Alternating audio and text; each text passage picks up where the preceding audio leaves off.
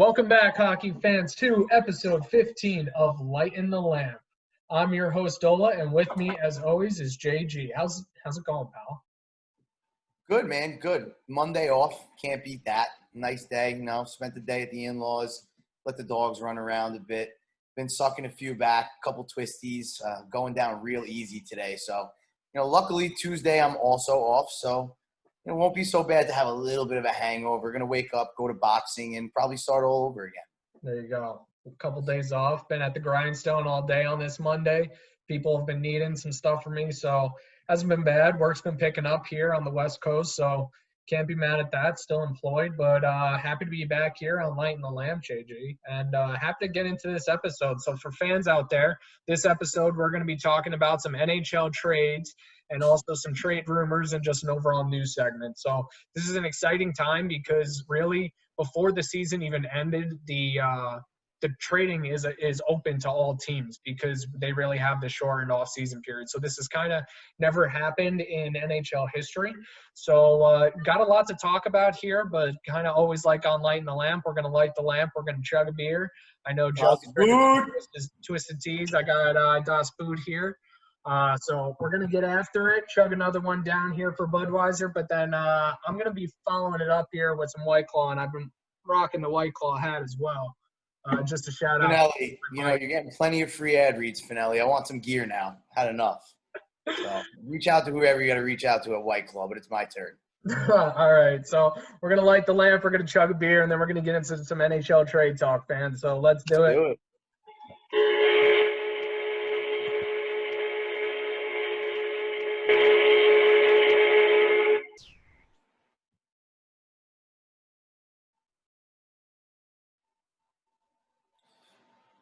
And another one down the hatchet, man. It's impressive. It really is. Oh, there we go. All right. JG, beer in the books, a boot in the books, to really be honest, for me here. Let's talk some NHL trade rumors. You get into it. Start us off.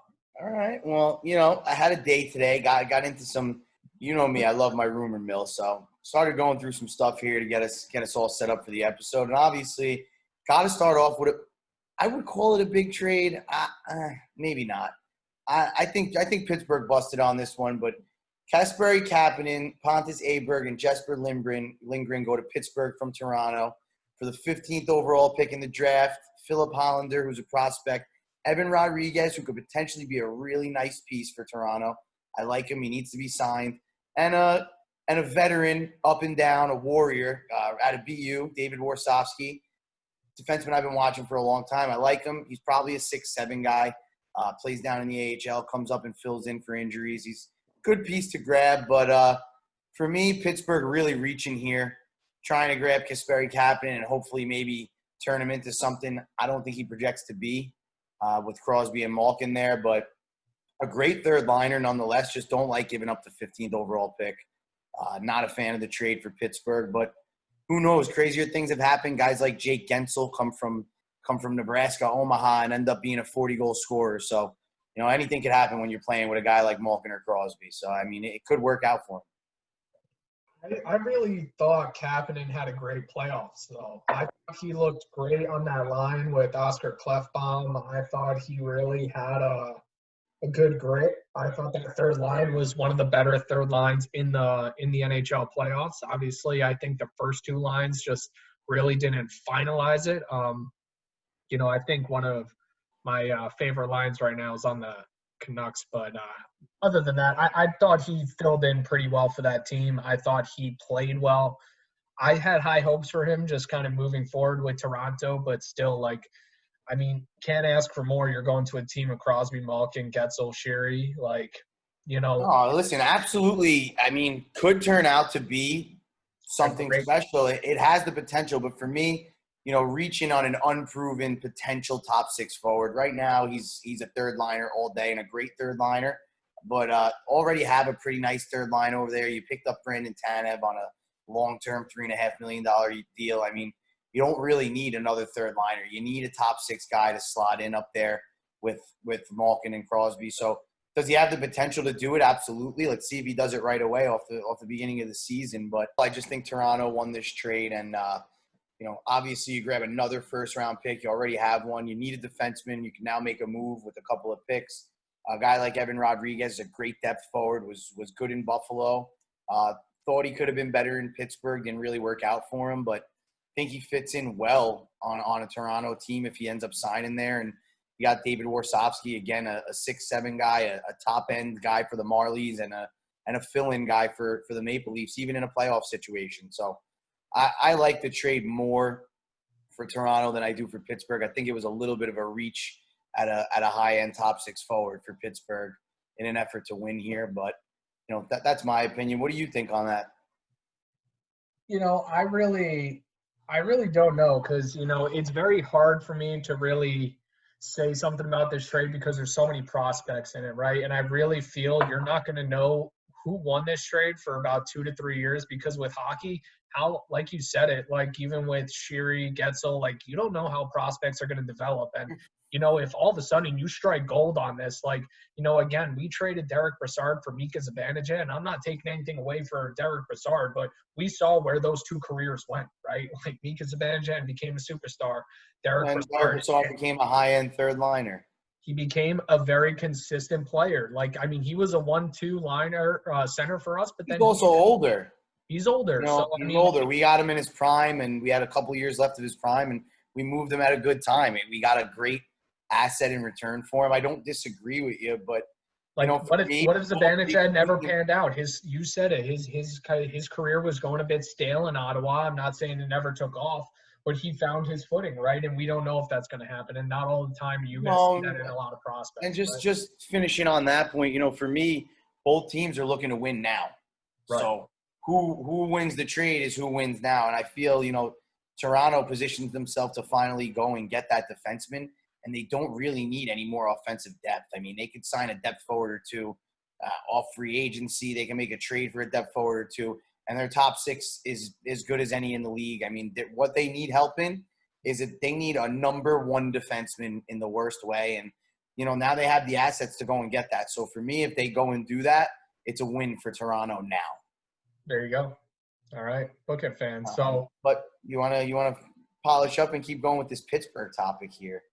I mean, I wanna just make a note. I'm actually, it's interesting that teams are making all these moves, but like I've been very interested to see, like, why go out there and try to sign a bunch of big names if you have to also like protect somebody in the draft, right? In the expansion draft. I feel like this is a very interesting offseason just because you have to balance your expectations, right? Just because especially as a Ranger fan, for us, I mean, who do we have to protect? We got to protect Brett, got to protect Mika. I mean, I'm sure you're protecting Kreider. Well, I don't think you have to protect Shesterkin just because he's still on his rookie contract. I think he didn't play enough games where he is still technically considered only 1 year in, where he is not eligible for the expansion draft. So, but you have Gordiev, you have Hank, or whoever you want to save, right? You're not protecting Hank. Let's be honest. I mean, I love you, but think about on the back end, you have Fox, you have D'Angelo, you have Trouba, but you know what? If I'm the Rangers, I'm gonna, and I hate to be this guy. Trouba. Hot take: I'm exposing Trouba, and I'm maybe even offering up a draft pick to Seattle to take the contract. I mean, he's not a bad player. He'll probably end up leaving New York and going to Seattle and being the captain and a 60-point defenseman and being this like Shea Theodore left Anaheim and went to Vegas and did the same thing. It could potentially be that kind of situation. It's a win-win for both sides, and the Rangers have a lot of young and up-and-coming defensemen, and there's a lot of young and up-and-coming defensemen that are available. Oliver Ekman-Larsson being first and foremost for me. I'm just saying, it's very interesting to make moves now when you have this kind of looming thing of like having to concentrate on who you're going to protect because it's 10 players between forwards, defensemen, and goaltenders. So I thought it was 12 or 13 last time. It might be, but like you still got this core even group. Still, I mean, you're carrying a 23 to 24 man roster. Yeah, exactly. So you have 10 guys available. I mean, at the end of the day, it's still a dozen guys available to pick from. And we saw, like, I mean, even when Vegas put their team together, like when they put their team together, I thought, who are all these guys? And look at the squad they put together. It was absolutely incredible. It So, was a hand pass if I've ever seen one. They so almost just scored. Look at Halak stepping up big. What a huge save. This is going to be the storyline tonight. If Boston wants to win, Halak's going to have to be the tendy. all right, there it is. Watching some hockey while we're filming, fans. Always with you while we're watching the games. But let's I mean, you wanted to keep going into Pittsburgh. I mean, I know we got a Absolutely. little conversation coming up with some tenders because I mean, goaltending's really a big question mark around the league, but you got a lot of goaltenders. I mean, floating around. Hank, you got also Matt Murray. Georgiev is available. Matt Murray. I mean, Georgiev a little less proven, but I mean, keeping on the Pittsburgh topic, Matt Murray. I mean, he's been on the block for feels like a decade now, but probably about 6 months. You've been hearing his name all over the rumor mills. Tristan Jarry really stepped it up and looked unbelievable during the season, and he looked pretty good the time he got in the playoffs. So, I mean, I think they feel that they're good with the goaltending. They've already shown that with Murray that they can win with an unproven goaltender. They need the blue line and they need their up front. So, for me, it looks like I'm here in Edmonton and Calgary. Biggest one being Edmonton, possibly for a defenseman, either Adam Larson, Ethan Bear, or Oscar Klefbom. If I'm them, I'm going after Adam Larson. The Penguins need a right-handed defenseman desperately, and he's a guy like Justin Schultz who couldn't figure it out anywhere else. And I feel like if he goes to Pittsburgh, he'll end up being number one, number two defenseman. And I think Edmonton and Pittsburgh really have a fit here because Edmonton is in dire need of a young starting goaltender. And although he's been injured and whatever, if he could stay healthy, he is just that. He's only 26 or 27 years old. He's young, and he's a starting goaltender. He's won 2 Stanley Cups. He's been there, done that. And, they lack that experience in Edmonton. So listen, I think Edmonton's the match. Not over. Look at Marc-Andre Fleury, right? Same thing. Absolutely not. And that's why I think it's a great fit.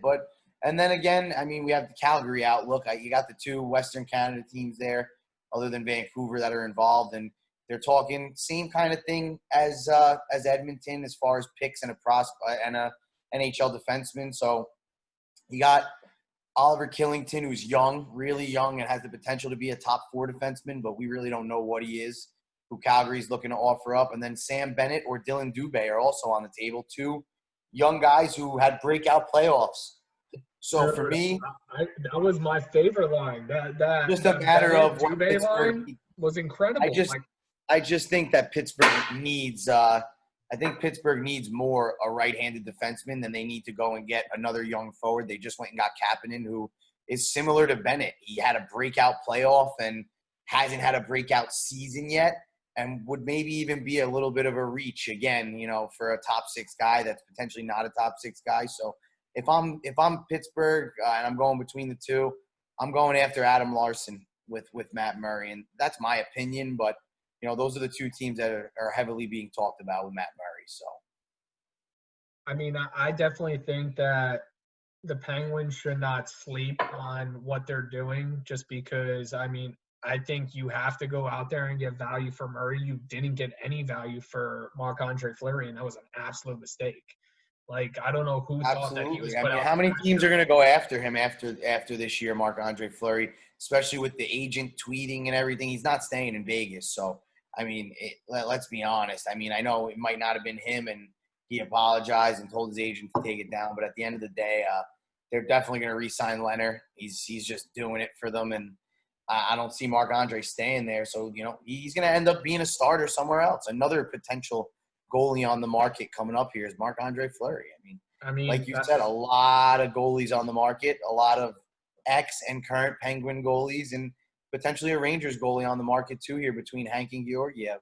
Well, it's interesting because I think organizations are currently adapting right now, right, to more of a committee type goaltending where, you never know what's going to happen. I mean, just look at Boston and just like Tuukka just like opting out or something happening, and just even us maybe even focusing on the NHL season next year, even in a COVID experience. We haven't even thought about what that could be like, just because I think we're all kind of expecting a vaccine and kind of wishing beyond hope we just kind of get back to some normal here. But I think organizations, if they're thinking a little bit smarter, might want to carry an extra tendy. I think the Rangers, just being lucky as we are with Hank, Gordiev, Shesterkin, Tyler Wall. Fusco, all we're And we fine. have more goalies behind Wall is the scary part. He's not the only one. Right. I mean, So, we have just a plethora of options, but a lot of teams are finding that that's what they're missing, especially in this playoffs. You see some tenders getting hot here, but obviously that still could have been another layer of what some teams could have hoped for in goaltending. I even saw Corey Crawford's name getting brought up as a potential landing spot. I did, but I also read today about 2 hours ago that he's Price. very. No, I read about 2 hours ago that he's very close to signing a new deal in Chicago. Ooh, why? Why not? I thought he was decent for them. Yeah, he is, but I don't think they're going to sign him to a big deal. It seems like they're signing him to like a potentially backup goalie deal almost. I was going to say he needs to to be in between, like a committee guy. It seems like he needs to be a committee guy. I don't think the Hawks have found their guy just yet, but at the same time, they're definitely another team that I think should be out there looking for that number one absolute stud goaltender, because I don't think Crawford played bad, but if Crawford played like he did maybe 5 years ago, where would they be? I don't know. So, that's just something that I think that organization. Let's be honest. You're watching Vegas right now. I mean, they are a world beater. Where even if Crawford was the Crawford of 5 years ago, were they really beating this Vegas team? I mean, it doesn't look like anybody's gonna at this moment. I mean, but they're just scary to watch. Even when they get outplayed, Vancouver outplayed them the other night, and they still shut them out 3-0 because they're that deep. It's scary to see, but are you ready to get into some Rangers? Do you still want to cover some other trade rumors? I got a couple of other ones here that I think are worth talking about. We'll go really quick because I know we're really dragging along a little bit. We're not dragging. Plenty of time. Fans. This one could potentially be a huge one. I mean, I don't know how huge you think it is, but to me, this is a monster deal. Carolina is already offering up. The deal isn't shown. Nobody knows exactly what was offered, but I'm hearing Trocheck and potentially a prospect or a pick or both going to Toronto in exchange for Freddie Anderson. Toronto is looking to go a different direction possibly in goaltending, and I guess if they have somebody in mind on the free agent market here or a trade they have in mind, whatever it is, Trocheck immediately slots into your third line center position and brings another level of scoring to your team. I mean, the guy's an ex-30 goal scorer. Big points guy, crash and bang player, goes in the corners, goes to the front of the net, gets dirty. If he's got to drop him, he will. But, again, a 30-goal scorer. So takes a little bit of the load off Austin Matthews, John Tavares, Marner, to have a third line with a 30-goal scorer on it. Replaces Kapanen on steroids for your third line. Think it would be a really good deal for Toronto if they have another goaltender in mind. Do they even have the cap space to carry someone like Trocheck along with Tavares? They already re-signed Matthews to a long deal. Trocheck's contract is huge. It's a fairly sizable deal, dude. I think he's still in the $5 million range. Freddie's got to be close to $5 million, no? Yeah, but they still got to re-sign a tender. Salary. Yeah, but they're still going to have to re-sign a tender, right? So they're probably going to have to still take $5 million and then go get someone like a Matt Murray, like a Hank, like somebody that can carry them at least for the next couple of years, because they're going to have to rework some contracts. No, absolutely. But listen, it's all over the internet. The offer is on the table. I don't know what's involved. I don't even know if Trocheck is involved. Well, it's funny to me because, some of the times when I've seen what the Rangers gave up for Ronta and what we gave up for Cam Talbot put up a 20-game win, 20 wins and 10 losses or 8 losses in some amazing streak while Hank was injured. And then we gave him up for a third-round pick, and that was it. Third and a fifth or a third and a fourth to Calgary. We've given up some pretty dark. Even Zook. We gave him up for a second and a third. Bro, we've given up stuff for just such low numbers that I really just don't. But we also price ourselves out because we wait till the very, very end. We never want to have the balls to do it when they're doing big things and get the extra for it in return. We're always afraid to give it up in its prime. When Zook was putting up 50 points and you knew it wasn't going to happen anymore, they should have let him go a year. As much as it hurts because he's the heart and soul, everybody's still watching Rangers hockey. We still love the Rangers. we've got some new heart and soul guys. Yeah, it hurts for a little bit. It's sports. You know, we got to stop with we have marriages in New York and we hang on too long. Come on, And it then we wasn't get too screwed. long. I bought my dad a Zuccarello jersey. You shut your mouth when you speak to me, Listen to okay? me. I love Zuccarello, all right? But you sound like every other Ranger fan in America. It's like, we can't get rid of him. He's the heart and soul. If he goes, the Rangers die. Yeah, they died. We got every good prospect in America. We got a second overall last year, first overall this year. We got Brendan Lemieux, who's a heart and soul guy. And he could potentially, as a first-round pick, I think we're going to keep him because we need sandpaper.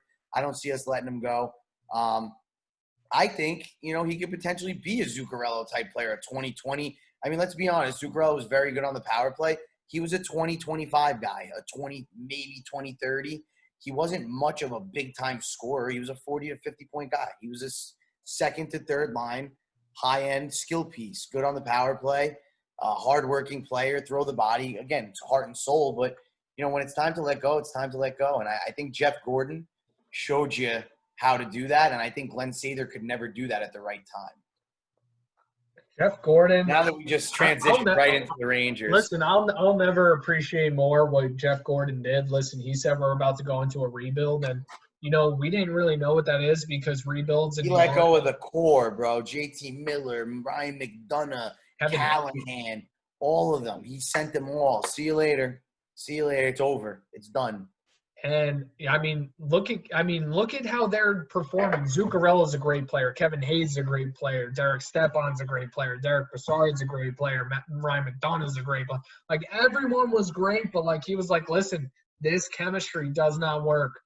We're moving on from this. We are doing something different. And you got to respect like exactly what they did. I mean, you kept Kreider, which I mean, I have his jersey. You got to keep a semblance of a core. You can't if you have a good something that went really Kreider, good for a Hank, long time. you had Girardi and Stahl, and you have and Jesper. Well, Girardi's he's retired now, but another one that we sent to the Lightning, the Rangers of the South. But Rangers I mean, of the South, again, the New York Lightning.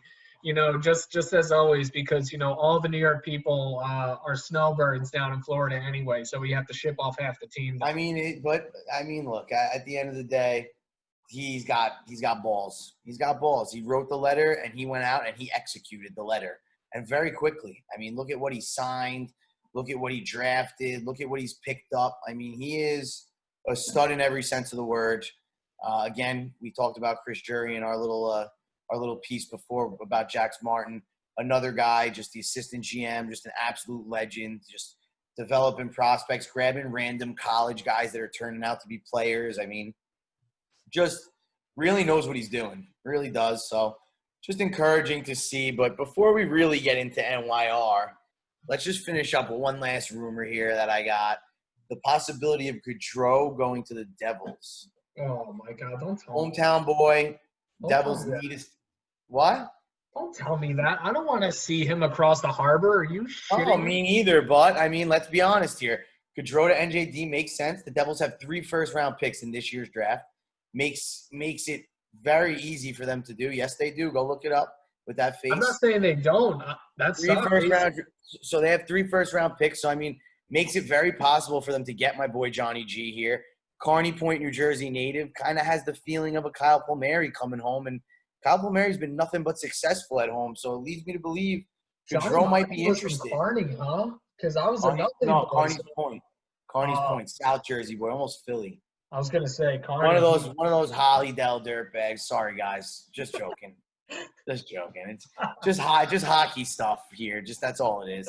You know, we played for the Rockets. Couldn't stand Hollydale. Usually a good gritty team, but a bunch of dirtbags. You guys are always nasty out there. Hated to play against you. I was a dirtbag too, though. Can't deny that. Can't deny that. Conflicting styles. Johnny Gaudreau to the Devils. I would absolutely hate that because honestly, I don't want to see him playing the Rangers 6 times a year. Actually, I do want to watch it. I just don't really want to have our attendees have to face it more. It's nice when we play him 1 time a year on the West Coast, travel through Calgary, through San Jose, we do the West Coast trip, right? And you do it 1 time a year. They come out to us, and that's really it. But, Johnny G, I did not know the Devils had As the Chicklets boys call him, Johnny Ham and Cheese, absolute stud. I mean, dude, think about it. As much as we would hate to see it, Johnny G in between Heischer and I mean potentially Jack Hughes, or you know what? Now you have a setup for a first and second line, because now you have a Hughes and a Gaudreau up front and a Heischer and whoever else they got. I don't pay attention because I can't stand them. You'll have Palmieri on one of those. I mean, Exactly, Palmieri is. So you're looking at Heischer, Palmieri, and Hughes, Gaudreau to anchor your top two lines. Now you're potentially steadying your top six up, where right now it's fully by committee. You have one or two top six guys, and everybody else is committee. And then you gave up your closest thing to a top six guy for a pick in Blake Coleman, but you got a first, and that's where you get your three. So I mean, potentially a good pick. Well, let's finish this up with quite a few little things we noted about NYR here. So I don't know if you want to keep us off. I mean, we're a Rangers podcast. We're a Rangers channel, everybody. We're here to talk about the New York Rangers, but obviously we love hockey too much, or we can't just stop, and we want to talk about the whole league and share our thoughts. So obviously there's a lot going on in the Rangers roster. There's a lot of moving pieces. There's a lot for us to have flexibility with, and I think one of them is the goaltending position. And what that really is what do we do with Hank? I think that's been the biggest question on every Rangers, website, podcast banter, is what happens to Hank. And I really, truly think we might keep Hank only because we might just expose him or expose I don't Gordy. think it's going to happen, Tim. I disagree. I wholeheartedly disagree. I think that you saw the last of Hank. I think that my put him up, opinion, huh? I think he's going to retire. I don't see, after the amount of either that or he's going to be aggressively asking for a trade somewhere to win, because he's just not fitting here. And you saw his unhappiness in the playoffs. He looked miserable on the bench. Usually Hank's batting those pretty blues like Frank Sinatra and smiling and wiping his hand through his hair like a brush. I mean, he's always been a superstar and a happy, shining star for the Rangers, the face of the organization, let's be honest, for the last 12, 13, 14 years. I mean, he's been unbelievable for us, but I just don't see his happiness in New York anymore. I mean, he loves the city. He loves living there, that I know. That was a big reason he didn't want to leave to begin with, and he got the big contract. He deserved it. But, I haven't seen him be happy and show that pride he has in New York and come out and have that big performance in a really long time. And I don't think he's going to do it again here. So I think the Rangers and Hank figure something out, and either he hangs them up, or maybe they retain half of his salary and send him somewhere for a season. I think he's got to go find a cup. I think it's either we. I think he goes, for me, I think you go to college. You beg, borrow, and steal. You reach out to Joe Sakic and you head straight to Colorado. I mean, you're seeing right now, if they have a guy that could allow 3 goals a night, which Hank showed you playing against Carolina, he can allow 3 goals or less a night. I mean, he can still do it. It's for sure. It doesn't look as pretty as it used to. He works a little harder, but I mean, he can still do it. And if Colorado had that right now, this is a different series we're talking about. What a story that would be. Think about like Ray Bork's entire career going to Colorado and then Hank going. And then literally his last 2 years. I mean, let's be honest. He goes to Colorado to win the Stanley Cup, and honestly, Boston dealt him to Colorado knowing full well that they are giving them probably the last piece they needed to win the Stanley Cup. That's exactly what happened. But you know what? When it goes out west, it hurts so much less, and I think that's more of a reason why it's a match made in heaven, because I don't think the Rangers care if the Colorado Avalanche win a cup. If the New York Islanders win a cup, or one of these teams, and one of these teams on the East make us a deal we can't refuse, and you send them there, and now they win a cup with them, it's going to be an insult and a slap in the mouth. So for me, I mean, match made in heaven. You have the Ray Bork story to match it. If you're Joe Sakic, you were a part of the Ray Bork story. So, I mean, maybe you're thinking in the back of your head a little bit, maybe there's a flame here, maybe there's a spark, and let's grab Hank. They have more cap room. They have they're like the 6th highest team in cap space in the entire league with the roster that they're putting out right now. They have like $30 million in cap space. Like, let's be honest, if the Rangers offer something else up, they could potentially take Hank's whole salary and save us huge next season. Like I said in this segment, let's just get right into it now that we're firing. I mean, if you could get rid of Hank, we could go to Arizona, and I've read this. This is not a rumor made up by me. There's no absolute source, so I'm not going to say it's true or we were talking about it, but it's a rumor, and it's one that makes a lot of sense if we can get rid of Hank. If we can move Hank or Smith's salary, let's talk about New York and Arizona, a match made in heaven. The Rangers, I mean, let's talk about exposing Trouba and getting rid of Hank is without even touching Stahl's salary next year or Smith. That's $16.5 million in salary for a season. So you're already saving $17 million. Now you go out to Arizona, you offer your 20th overall and a really nice prospect, and maybe you come home with Derek Stepan and Jacob Chutrin, Jacob Chutrin's a 22-year-old defenseman who's an absolute stud, left-handed D-man, slots right in with the Rangers in a rebuild with another stud defenseman, and he's on a long-term deal, $4.5 million, I believe, for the next 5 years at 22 years old. So a McKinnon-like deal for a studly defenseman. And, I mean, it just makes sense. And you come home with Stepan possibly, who was a Ranger, knows the system, never played for Quinn, and is a stopgap as a third-line center. I mean, for 1 year at $6.5 million, if you lose those salaries, you could absorb the $11 million easily and still re-sign your guys. So, I mean, a lot of potential and rumors moving around here for the Rangers, but that rumor right there could be my very favorite. I mean, makes the Rangers an immediate contender, in my opinion. Dude, I mean, who wouldn't love having Stepan back? I still thought he looked great in the playoffs. I thought he mixed it up. He was a great fill-in and a great kind of leadership piece for that Arizona team. And then maybe you re-sign him to a smaller deal. He's only got 1 year left. So if you could bring him back next year, pay him his money, you know, there's a potential that you now have a third-line center for 3 or 4 years at $4 million, $3.5 million. Because I think Stepan would love to come home. I mean, he was a proven New York Ranger. He scored one of the biggest goals in Rangers playoff history. I still have it on my phone. I videotaped it 50 times. I videotaped my boy Doc Emmerich on the call. Stepan in overtime. One of the great Rangers calls. It was unbelievable. But Stepan just I think would be a thrilling piece to come back to New York and be a third liner and maybe sign a short-term, you know, deal for a little bit less money there because he's obviously not producing at as high a clip. But, you know, a leader, a veteran, a guy to come in and help a lot of these young studs like Lafreniere and Kakko, and he's proven to be able to do that. So that's got to be my favorite Rangers. He's also durable. Like, Stepan is a durable player. Like, he's been playing, but he usually doesn't get hurt as often. He usually mixes it up, but, like, we can count on him to be there. And as a third-line center, that's something that we need on those lower-end pieces. He bangs a body. We're lacking in our bottom six in grit and skill, let's be honest. I mean, we're not a very highly skilled bottom six. We're more like 2 fourth lines on our bottom six right now, the way that, you know, some of the younger guys are producing, and Howden and Kakko, and, you know, McKegg is a fourth line guy, and Giuseppe's a fourth line guy, and Gauthier is a potential top six, but he hasn't met his potential yet. So you got a lot of ifs on your bottom six.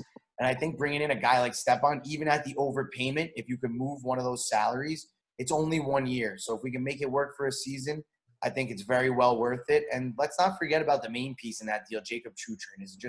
He was drafted.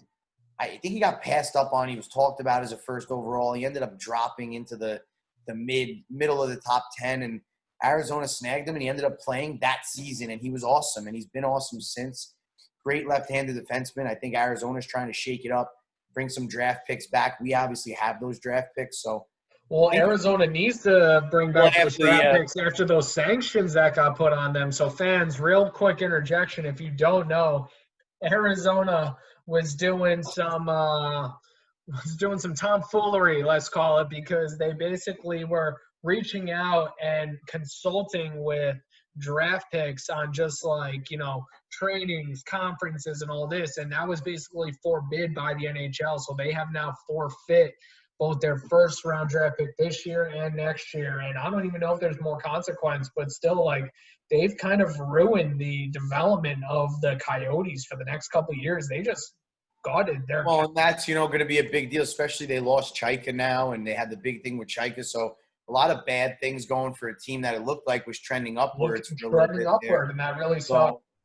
You know, for me, again, Jeff Gordon and Arizona are a match made in heaven right now. I mean, we have picks and prospects for days to replenish them, and they have plenty of stuff that's not working for them right now. And I think Stepan is a person they probably don't want to eat his contract. They're actually pretty close to the cap ceiling right now, which is not usual in Arizona. But I think it could be a match made in heaven here between the picks and prospects we have available. I just think it really works. I think Gorton is going to be calling out to Arizona very shortly here. So I mean, Arizona's got to kind of have to put their ducks in a row. They got to hire a GM. I mean, they got an interim right now, but maybe this is the time to flex on them a little bit. But I mean, you kind of feel really bad for the Arizona Coyotes. They're a big up-and-coming squad, and now talking about potentially getting a new rink here. I mean, if you're an investor, are you investing in a $1 billion project right now to a program? I love their arena. Their arena is but they surrounded by people in bars. Arizona don't like where it is. It's far. They want it to be in Scottsdale. It's in Glendale. They don't like the commute. You hear it. Listen, I listen to Spit and Chicklets with Biz Nasty. He's not the only one who complains. Listen, it's a great area, but it's not in a commuter's area. It's not where. Guess what? And let me just say this: for all of you people that have never been to Arizona, all you people that haven't seen the arena, do you hear those same fans bitching about the football arena? Because guess what? It's right next door. They're in the same fucking parking lot. So honestly, if you want to bitch about the hockey arena, why don't you bitch about the football? Why don't you send that in the same direction? Listen, I think that the difference is the NFL gets the fandom and the fans, and I think that Arizona is looking to invest into Scottsdale for the simple reason they're in a city and they're going to have more fandom for that reason alone, because figure people that work there and this and that are going to go buy tickets and go to the game, and the local people, and you're going to create jobs for the city, whatever it is. But from everything I read, they're still looking to invest into a new arena. So I'm sorry, Tim. I know you love it, but that's just what's out there. Don't kill the messenger. Listen, but let's finish off the main. Scottsdale is the same thing. It's funny because if you ever been, they're very similar, Glendale and Scottsdale. Yeah, they're both on the Arizona. I mean, let's be honest. We're from the New York area. I work in New York City every day. Is Scottsdale really a city? I mean, in some people's opinion, yes. I mean, in mine, not really. I wouldn't even, no disrespect to you Gold Coasters, but to me, Los Angeles is kind of a half-assed city too. Don't really. No, so what it is, it's definitely a city, but I mean, like Chicago to me is a city. New York is a city. I don't get that vibe from Los Angeles as much. It's not as city of a vibe. It's all residential, man. So it's not like all big, like high rise. We don't have high rise. There's a city amount of people living there, but exactly, it just doesn't have that city, that true city feel. No, dude. New York is like one of the only places of itself in the world. Chicago's cool for sure. I love it. Live there. But Chicago's got to be my second favorite city in the country. I have a little bit of an affinity because I've been there a couple times with you. I had some great times. I got to see some awesome shit, be a part of your wedding. So, I mean, Chicago definitely to me. Get a little off track. I mean, we love Las Vegas, but, we did get a little off track, but it happens. Anyway. So one thing I want to talk about before we actually get into anything else, because I know you called it out. You don't think this is happening, but bringing it back to the Rangers, bringing it back to the trade conversation. I think Buchnevich might be on the trade block. I really don't see him really filling in a potential spot in the future. I think that the Rangers had higher hopes, and I don't think that he's completely fulfilled them in total. I think he's a nice compliment, but I definitely think that they have room to work, and I think he can be I don't know. I see him being part of a package. I agree, but it depends on what's coming back, because you can't lose a top six forward unless you're bringing one back. I mean, for me, if you're going to get rid of Buchnevich, then Strome has to stay. And if you're going to get rid of Strome, then Buchnevich has to stay, because Strome did become a 60-something point scorer this year, regardless of playing with Panarin. I mean, how do you just hand away all that point scoring and hope for the best with whoever you're bringing back? Maybe a young prospect, whatever it is. I mean, this guy could potentially – I think that the only reason I would agree with you on the Buchnevich trade right now is because they want to sign Strome and keep him because he fits in as a New York Ranger. I mean, he had some awesome fights for us. He fought in the playoffs versus Carolina. He's got balls. He knows when he needs to do certain things. If he's not scoring goals, he'll go out there and drop the gloves. He'll go throw a body. He'll chirp. He does it all. I kind of fell in love with him a little bit in the playoffs. I thought he was one of the lone guys that played well, one of the 3 or 4 guys that really came out and showed it every night. I think he wants the contract, and I think he's not expecting huge money because he knows what they're surrounding him with and paying them. So I think he knows if he wants to stay in New York, it's going to be at a little bit of a cut rate deal. So again, Book could go, but I just think right now, unless he's in a package for a Sorelli or a player that's going to come in and replace his point production, I don't see him going anywhere. Yeah, but I mean, I kind of feel bad for Boog saying this, but it's just like I really feel like his point production is just kind of like a product of what's around him. Yeah, I mean, he's like another, like to me, like a Zook, like a 2020, 2025 guy. Like when we're really looking for him to be like a 30-30 guy. I think he has never fully taken that extra step, and I just think if we did not get the number 1 draft pick, say we got anywhere in the teens, Well, right? that's true too. I would not be having this conversation, but because we got Lafreniere, I just think we need to be thinking bigger. And I think if we can wrap him in a package, but I think we also can use him to get not only just a piece, maybe just that is like a 25, 26-year-old, someone that's a little bit older, but's got more a bit of a grit and just still can put a puck in the net. You know what I mean? Like, you know, if you think about what the Colorado Avalanche did to go get Nazem Kadri, right? Like, it's like, you know, they made that move with Tyson Barrie, but look at how that move translated. Like, you know, a guy that's going to stand in front until of the net. Kadri fucking pulled his same old shit last night. Yeah, but what I'm saying is he's in front of the net. He's kind of causing a ruckus. He's getting in your face. He's getting in front of the goaltender's face. He's putting goals in the net, though. Like, look at like a Radulov. Like, every team kind of needs that guy in the first or second line just to really be always on the ice and always kind of punching in the face. I mean, Lucic did a lot this year on in the playoffs for Calgary on the third line, but I think we need a little bit more, you know. And I thought Book kind of gave you a little bit of that hitting, that grind, that like grittiness, but honestly, something a little bit more, like a little bit, like even Patrick. Well, I mean, I really think too. Like, I mean, I wasn't thinking about it before. I guess you could move him. Lafreniere really projects to come out as a rookie and put up 50 more points than Book, and he brings that competitive edge. I mean, if you watched him in the World Juniors or even a couple of his QMJHL highlights, I mean, he's in your face. He makes moves in your face. He scores in your face. He goes to the corners. He loves the game. He's a student of the game. So, I mean, I guess he could potentially really, really kind of fit right in Buch's position. So I guess Buch is expendable. And, I mean, I think from the right team, you probably get a nice little something back for Buchnevich. Again, I think it's something we could think about. You know, we're definitely a little bit higher on Capo. We have Capo, Panarin. You know, we're gonna have Lafreniere. You have Kreider. Like, I mean, you definitely have 4 players like already there where, you know, Buchnevich really doesn't have to fit in there. And then when you throw in Kravtsov and a few other of these players, like even Fost is starting to seem like, you know, where do we fit and can we get something a little bit nicer? The only thing with Fost that really irks is just like we kind of just signed him to another deal. And I do love him as a player, but I mean, I love Fost because he's talented, but I want someone that's going to bang a body.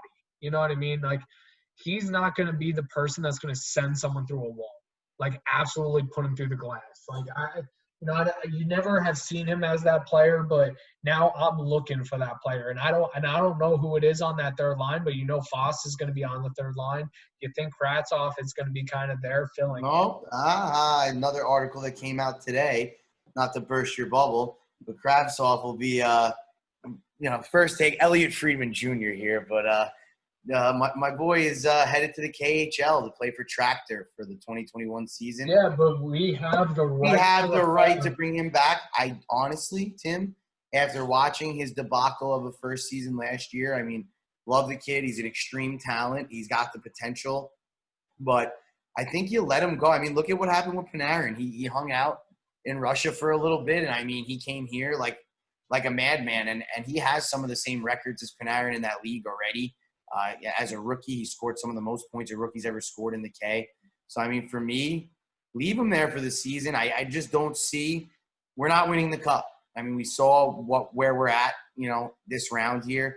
You're a couple of pieces away. Lafreniere needs to have a full season with New York. I just don't – I mean, who knows? Maybe something happens. We go a little deeper than we think, whatever it is. But, you're not winning the cup now. Let the kid develop his skills. I mean, he showed you he's struggling in North America a bit. Let him play with men. Let him play with ex-NHLers and let him develop his skills. It's not even, to me, worth it to push his development to get him on the NHL roster this year because he's not needed. We're not winning the cup. So, I mean, for me, I don't see it. But, I mean, your third line, again, yeah, you're not wrong. You got Fast, you got Lafreniere. And, I mean, if we could make a move with a team like Arizona, you could get a real third-line center. I mean, you know what I mean? If we could make a move like that, you're that much deeper down the middle. And, that really affected the Rangers in the playoffs. We were very light down the middle. Very light. I mean, I know we talked about bringing back Stepan, but if there was ever a center that we could bring back, Kevin Hayes would just be the absolute. Kevin Hayes ain't going nowhere. $7 million for 7 years, $49 million total. He's a flyer for life, bud. I know he is. He got what the Rangers wouldn't give him in Philadelphia, and now he's a Philly guy forever. Sad, because he is an absolute star still for that team. And, you always want the best for Kevin Hayes, but, we still miss you. And we definitely think that you would be quite a piece on this Rangers roster. Kind of still that veteran piece, still hanging around, just like Kreider, came up with that old team, had the feeling, was there with Hank, but even a Brassard. I mean, he's on the last year of his contract. He's at the Islanders. Another guy you could put, for a small price, you put him right at the third line. I mean, that's what we're missing, the third line center. Maybe the fourth. We don't know. We'll see how Brassy would play. Brett Howden stays on the fourth line until he shows me more. Yeah. Well, I think that covers it. I think what we're going to see as the playoffs end, because think about it. I mean, you still got so much going on in terms of how many teams haven't been eliminated and how many teams still have, needs. And I still think you're going to see more of it with some of these teams that, made it to almost the Stanley Cup Finals but didn't make it there, because those are the teams that always need those few final pieces. And I always feel like those teams that feel desperate for the cup always will ask for more and than what you can get. A desperate buyer is always easier to get from desperate, get return from. So we really hope that the Rangers maybe can sell off a few picks here or sell a few prospects, or maybe we ship Hank or a few guys off and we get something in return. But I think really just around the core group, we're pretty set, and just the future's bright for the New York Rangers and what we got to work with. So, I mean, JG, got any other thoughts, any other trades, anything else in mind kind of around the league right now? I mean, that's really it, man. We kind of covered everything. Just obviously watching some hockey right now. I mean, just what an anomaly these series are. You're looking at the Islanders, who, I mean, are just impressing night in and night out. The series should be over because the game the Flyers won. They got outplayed. They snuck one out in overtime. Could have easily lost that one, and this could be 4-0. But, I mean, just crazy. The Colorado Avalanche, my heavyweight to play against Vegas in the Eastern Conference Final, are not showing to be – Western, I'm sorry. Not showing to be what I thought they were, obviously. I mean, really shit in the bed against Dallas, and Dallas looks like a world beater. It looks like two really heavy teams could end up playing each other in the Western Conference Final. And in the East, you got two fast, skilled, not-so-heavy teams playing each other. I mean, obviously, I think the Lightning are a little more heavy than the Bruins this year, if that's what it ends up being. But right now, it looks like it's going to be the Lightning versus the goddamn Islanders. Scary shit. Scary shit. We'll definitely get into all the the round 2 games in another episode here. I think we covered all of it really in episode 14, but we're really going to come back with you in episode 16 just to recap really how everything kind of shelled out. I know we really got into it when all the series were 3-1 and just kind of into it right now while we're watching the game, but really excited to talk about these round two games. What, again, we just were talking about here is kind of all the trades and all the trade rumors going around the NHL. We definitely expect more to come with more of these Sure. series ending and as well as the draft coming up, because as the draft comes up, a lot of things are going to change. And then with the expansion draft, even more is going to change. So a lot of stuff to talk about. And JG, unless you got some closing thoughts, we're going to wrap up this episode. And, we'll be coming back with the fans pretty soon with another episode, just recapping the finals of all of episode 2 and then kind of getting into the Eastern and Western Conference series. And that's really going to be it before we get into the Stanley Cup. So, JG, what do you got for me, pal? It's really it, man. I thought that was a pretty great episode. A lot of trade coverage, a lot of New York Rangers. But, I mean, like you said, we went into a lot of this stuff in episode 14, and we're going to come back and recap a lot of these games and stuff in 16. So, finishing up watching the games here tonight, and, it's going to be it for me. What about you on the West Coast? Going to end it here, have a little dinner with the wife? That's going to be it. We're going to end it here. We're, going to try and work off some of these beers we've been drinking through this episode. But that's just it. So, fans, please, if you can, please like, share, comment, get engaged with us. Tell us what you like, what you don't like, so we can adjust with you and make sure that we're providing you all the content that you want. So, thank you for tuning in, and hope you have a great rest of your day. Take it easy. Always a pleasure, sir. Peace.